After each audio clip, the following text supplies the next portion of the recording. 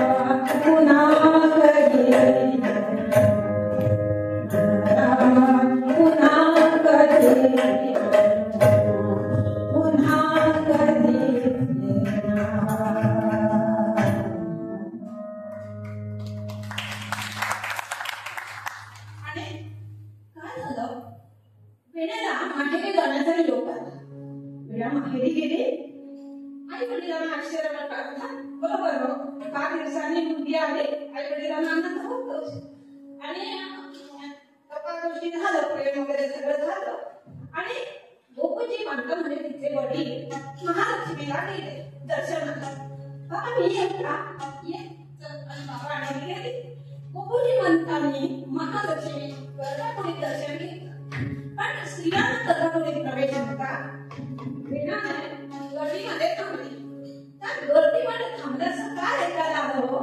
काय ते कीर्तन करता माहिती काय त्यांचं बोलणं, काय त्यांचं गाणं, काय त्यांचं व्यक्तिमत्व, काय त्यांचं ड्रेस, सगळ्या गोष्टी झाल्या. अरे तिला वाटलं महाराज काय म्हणतात माहिती, जे आपल्या मनात असं तेच आपण ऐकतो.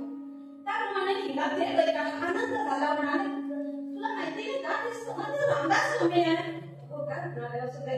आणि तिला खूप आनंद झाला. तिने एकदा महालक्ष्मीचं दर्शन केलं. बाबा बाहेर होते. बाबा इथे दररोज कीर्तन असं महालक्ष्मीला आम्ही जाऊया का? बाबा म्हणाले आम्ही रोज येतो. आणि संध्याकाळी सगळं कुटुंब कीर्तनाला गेलं. आणि बुवा कीर्तनकार उभे राहतात. हिला अरे म्हटले हे म्हणाले आमच्याकडे आले होते तेच भिक्षेमध्ये थांबत जावं त्याच्या चरणावर डोक्यात ठेवावं असं वाटलं. पण मर्यादा होती. प्रत्येक गोष्टी मर्यादा त्याचा सगळं नव्हतं. पटपट करणारं नव्हतं. कसं होतं कीर्तन कवी वर्णन करतात. रामदासांचे अमृत तुल्यवान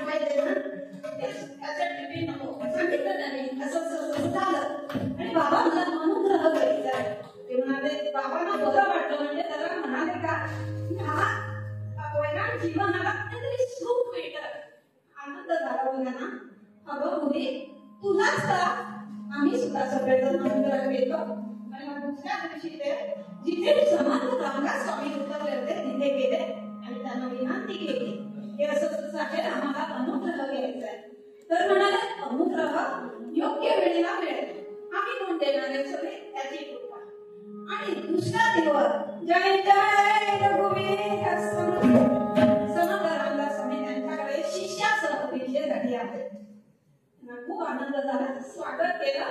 पाद्यपूजा करण्यात आली.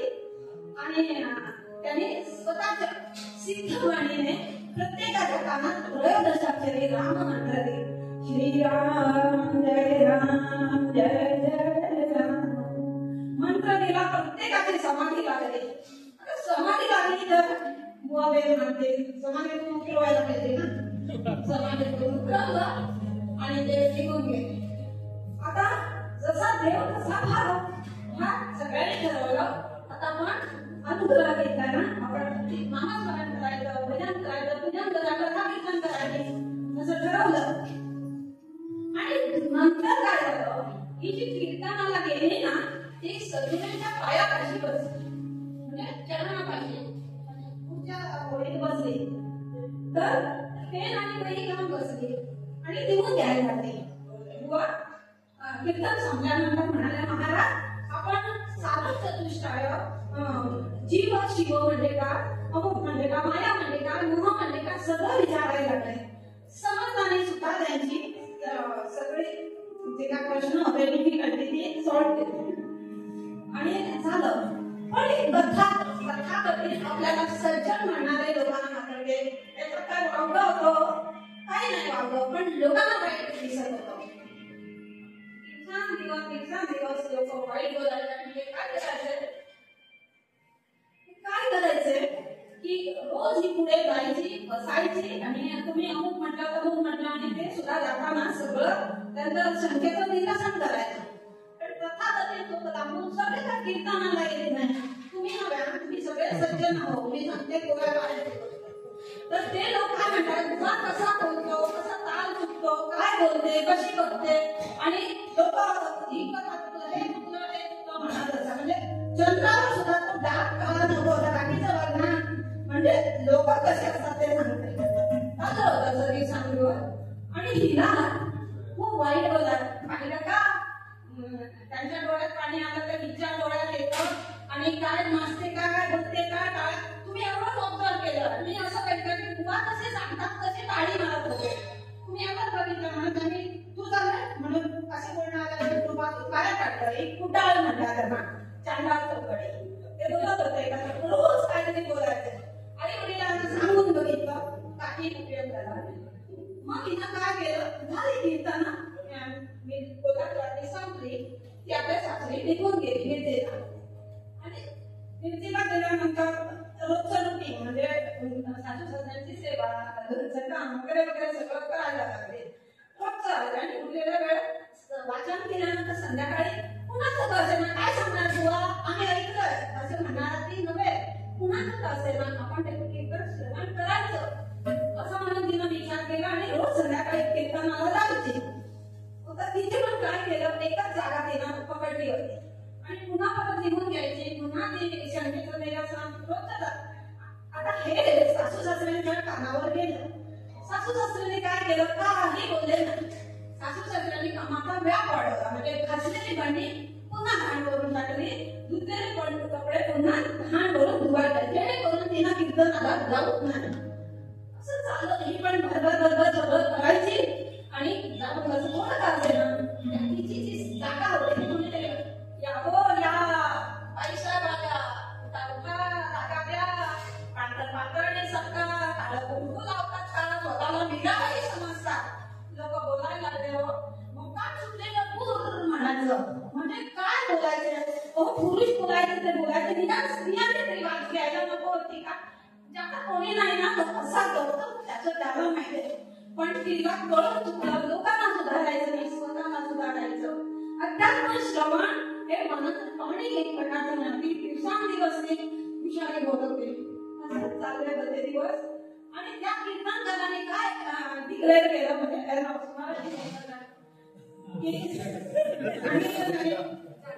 घोषणा केली की कोल्हापूरला अधिक महिन्यासाठी 1 महिना कीर्तन आहे. कुणाला श्रवण करायचं असेल त्याने करायचं. बरं वाटलं म्हणाले माझ्या सद्गुरूंचं कीर्तन मी ऐकणार, पण पटकन सांगायचं का हो, तसं नाही होत. मर्यादा होते, काय मर्यादा भूमिका काढतो. मग आता धीर केला तिने, 1 दिवस धीर केला, सगळी रात्रीची कामं केली आणि पडद्याआड राहिले. सासू सासरे खोलीत होते. उन्हाळ्यात तिथे मी वेणा काही काम होतं का, झाली का सगळी कामं. हो, हे सासू सासरे सूनचे आणि सासूचे सून आणि सासूचे संवाद होते. काय काम होतं, पाहिना म्हणते जगदंबेला, पाहिना म्हणते जगदंबेला, धारावे मारेला,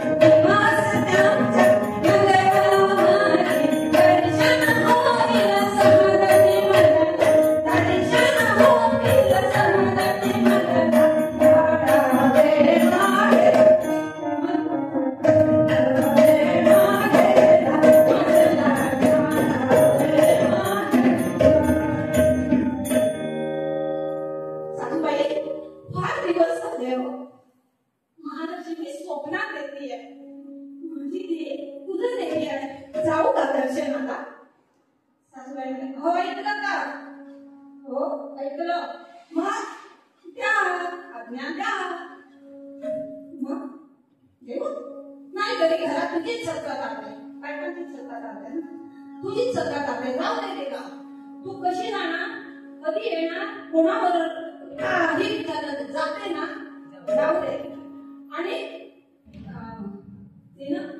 ही जी काही नाटक कीर्तन प्रवचन ती नाटक करते ना ती आई वडिलांनी करू दे. आम्ही बोललो तर लोक आम्हाला नाव ठेवते. आई वडिलांनी सुधाराने काम करतोय की तू करत नाही जाऊ दे म्हणाला. आणि ते नाव कधी गेली बरोबर सगळे कपडे घेतले बॅगेत घातले. दुसऱ्या दिवशी लवकर उठले आणि दिवसभर सासू सासऱ्यांना लागणारा स्वयंपाक करून ठेवला. कारण मी कोल्हापूर लांब नव्हतं फक्त 7-8 तासाचा प्रवास होता. चालत चालत पूर्वीची गोष्ट. आता मला गाडी नाही आणि चालत चालत चालत चालत निघाली.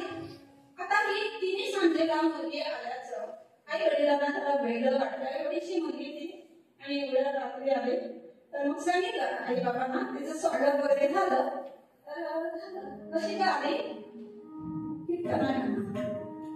मग नंतर लगेच ती कीर्तनाला गेली. कुठे कोल्हापूरला समर्थ रामदास स्वामींचं कीर्तन चालू होते. पूर्वीसाठी तिने आपली जागा फिक्स केली होती. एका जागेवर ही ट्रेन घेऊन जायची आणि पुन्हा परत तोच नमुना म्हणजे लिहून घ्यायची शंका विचारायची. आल्या बाईचा म्हणजे हेच मगाचे डायलॉग म्हणजे सासरी का आणि माहेर का हेच डायलॉग त्यांनी परत वाचलं. मी जर सांगितलं तर वेळ आणि 5 मिनिटात उघड जातो. आल्या म्हणाले बरोबर आहे बायकांकडे तिला ते बोलत होतेच नाही असं नव्हे. पुरुष बोलायचे पण आता बायकाही बोलू लागल्या. त्या परिस्थितीत गेल्या त्यांनी बाजू घ्यायला हवी होती. त्या पण बाजूला आल्या होत्या ना नाही चित्रानं वेच. सगळ्यात मनुष्याचा स्वभाव वाईट तो चित्रानं वेच. काही केलं ते नाव ठेवतात. मग एक दिवस काय झालं समर्थ रामदास स्वामींना बोलायला लागले. खूप वाईट वाटलं. आपल्याला बोलता पण समर्थांबद्दल असे वाईट उच्चार काढलेले तिला आवडत नव्हतं. समर्थांची योग्यता काय होती कवी वर्णन करतात. शुकासारखे पूर्ण वैराग्य जाते वसिष्ठापदी ज्ञानयोगेश कराते. कवी वाल्मिका सारिका मान्य ऐसा नमस्कार माझा सद्गुरु रामदासा. जय जय विठ्ठल समर्थ. आता तिला पाणी डोक्यावरून वाहायला लागलं. किती सहन करण्याचं लिमिट असतं. बरोबर ओढलं किती ओढावा तेवढा आहे. खूप सहन केलं. अलीकडे काय ऐकायचं नाही तिकडे कसं निघालं. मग एक दिवस कीर्तन संपल्यानंतर तुम्हाला माहितीये महालक्ष्मीला गर्दी होती आणि असे रडले आणि समाजांची कीर्तन म्हणजे काय कथन गर्दी. तर ते कीर्तन संपल्यानंतर महाराजांच्या चरणावर नतमस्तक झाल्याने नेत्रातून भरभर अश्रू वाहू लागले. आता याच्यात वावगं काही आहे. त्यांनी काय सांगितलं तेव्हा म्हणे तुझे नेत्रातून जे गरम अश्रू आले ना त्यांनी मला सर्व काही सांगितलेलं. तुम्हाला काय सांग महाराज माझी शंका वेगळी आहे. कोणती शंका महाराज मी असं ऐकलंय की तुम्ही प्रभू श्री रामाचे म्हणजे आमच्यासारख्या असहाय्य मुलींना तुम्ही ठेवलंय आणि कीर्तन करायची संधी दिली प्रवचन करायची संधी दिली संत केलं महात्मा केलं नंतर मठाधिपती केलं. मला घेऊन चला महाराज मला घेऊन चला. महाराजांनी सांगितलं वेळे तुझ्या नावातच वेळ आहे. कपाळपट्टी पाहिली ना तर प्रारब्धात भोग अजून खूप भोगायचं आहे. ते भोगून झाले ना मी तुला घेऊन जाईन. त्याच्या बाजूला काय होतं काही नव्हतं. पण तथाकथित लोक जे म्हणजे आपल्याला सज्जन म्हणणारे कुटाळ आणि तो वेगळा शब्द म्हणजे चांडाळ चौकडे त्यांनी लांबून पाहिलं आणि दुसऱ्या दिवशी पवित्र कार्य केलं. काय केलं हो तर त्यांनी स्नान संध्या केली नाही नामस्मरण केलं नाही देवाला हात जोडले नाही दान धर्म केलं नाही. तर त्यांनी सकाळी वेळेच्या म्हणजे गोकुजी पंताकडे आले आणि गोकुजी पंत वेळ आहे ना तुम्हाला जरा बाहेर या बोलू. गोकुजी पंत पूजा करत होते त्यांनी आतूनच सांगितलं बसा ना मी आलोच. तोपर्यंत सगळे चांडाळाकडे स्थानाबंद झालेले आणि म्हणाले काय गोकुजी पंत थोडं बंधून वगैरे आले होते. काही काम होतं असं काय काम नाही पण काय होते तुम्ही आमचे आम्ही तुमचे म्हणून आम्ही सांगायला आलो. काय झालं एवढा कीर्तन उठतात हो हो आम्ही पण जातो ना. गोकुजी पंत म्हणाले आम्ही पण जातो. नाही पण काल वेळेनं काय वेळेचं काय तुमच्या वेळेचं तसं काय नाही, तिनं नमस्कार केला त्या गोसाव्याच्या पायावर नमस्कार. तुम्हाला माहिती नाही का, तिथे ते सद्गुरू आहे, त्यांना नमस्कार नाही करणार तर कोणाला करणार? मग म्हणाला नमस्कार करतो, तू मागितलं काय पुढे असं धान्य राहिले, 1 by 1 बोलायचं आणि जायचं संडास जवळकडे, तू मागे जावे काय नमस्कार आम्हालाही कळतो, पण का तुमच्या वेळेनं नमस्कार केला ना?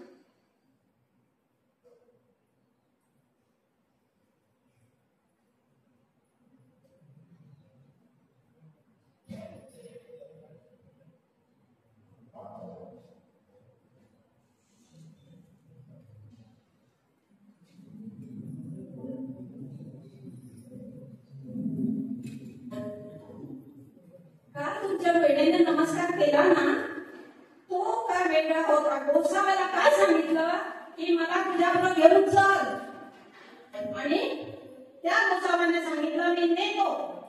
उद्या सकाळी तुमच्या जर मुलीला नेलं तर आमच्याकडे मदत मागायला येऊ नका. आगाजी लावली आणि गेले, आपापल्या घरी गेले. खूप काम आहे त्याने घेऊन गेले. गोपूजी म्हणताना काय केलं, ते गेल्यानंतर वेणे बाहेर तुला जाणार नाही. आता राग आला गोपूजी म्हणताना, बाहेर चूल नव्हती, पडदाड होती आणि पदर सगळा तोंडात कोंबा करणार, मुलगा बाहेर पडू नाही म्हणून तिला पदर कोंबला. वेणे आपण हा ऐकलं काय चाललंय तुझा, आजपासून तुझं कथा कीर्तन सगळं बंद, काय करायचं ना चार भिंतीत कर असं तिला सांगितलं. फार वाईट वाटलं आणि बाबा म्हणाले तुम्ही मला बोलता, माझ्या गुरुला बोलता, माझ्या गुरुला बोलता. बाबा मी असं ऐकलं की आपल्या आई वडिलांची निंदा, आपल्या गुरूंची निंदा आणि देशाची निंदा ऐकून, आणि बाबा मला वाटतं तुम्ही त्याच्या स्त्रीनुसार द्या, मला बोलताय बाबा. खूप दुःख झालं आणि विना घरात गेले. आणि आता पुढे काय झालं, आई वडिलांना खूपच वाटच लागले, त्रास करायला लागले. त्याने वेणपट्टी आपल्या घराण्याचे पकडू जाईल, तिच्या विष प्रयोग केला. तिला ते विष प्रयोग तिच्या शरीरात जसं जसं भिनत होतं तसं त्रास व्हायला ती आजारी पडली आणि आपल्या खोलीत गेली. आई वडिलांना हेच हवं होतं. आई वडिलांनी खिडक्या बंद करून घेतल्या जेणेकरून मोकळी हवा श्वास मिळू नये म्हणून, आणि दार बंद करून घेतलं.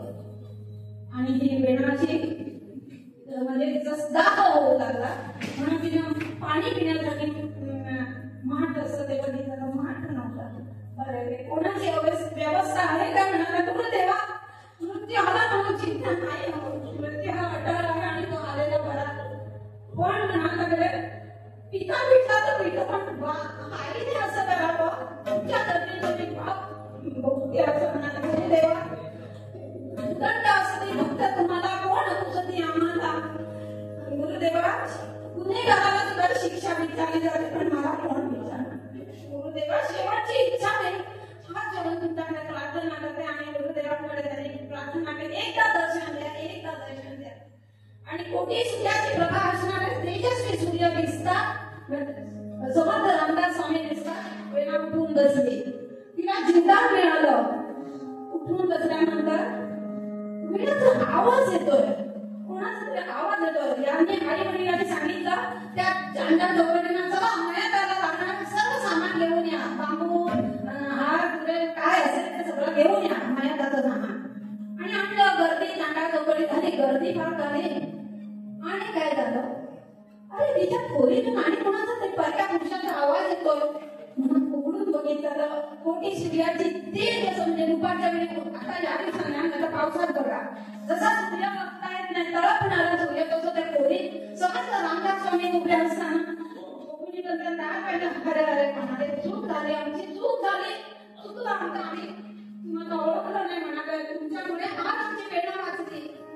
आमची मुलगी तेव्हा त्यांना राग आला, म्हणाला बघले शब्द मागे घ्या, स्वतःच्या मुलीला वीस येताना जराही वाटली नाही, शब्द मागे घ्या. सगळ्या सगळ्यांना आपली आपली चूक कळाली आणि त्यांनी माफी मागितली. विना मोक्ष म्हणाले, तुझे प्रारब्धाचे मोक्ष सगळे भोगून झालेले आहे, चल. आणि ते आपल्या मठात घेऊन गेले आणि त्यांना कीर्तन प्रवचन सर्व म्हणजे मोठा अधिपती केली सगळं ज्ञान प्राप्त करून दिलं आणि ती संत झाले वेणाबाई झाले. तर सांगायचं काय श्रोते हो, प्रत्येकाच्या जीवनात सद्गुरू असो, त्याच्याशिवाय मोक्ष कुणाला नाही. आपल्याला गुरुने केला तर सद्गुरू आपण त्याची उपासना करूया आणि आपण त्या वेळेला आता उदाहरण सोनं चकचकीत दिसतं, तो त्याला चुलीमध्ये आधी किती वेळा जावं लागलं तेव्हा ते सोनं झालं. भगवंताची मूर्ती घडवणं किती वेळा टाकीचे घाव सोसावे लागले, चंदन उभारल्याशिवाय वास येत नाही. नंतर ऊस रस प्यायला म्हणजे आपल्याला सद्गुरू मिळण्यासारखं आपणही सद्गुरू प्राप्त करून आपल्या जीवनाचा धन्य करूया आणि मूळ बदल बुवाला सांगू.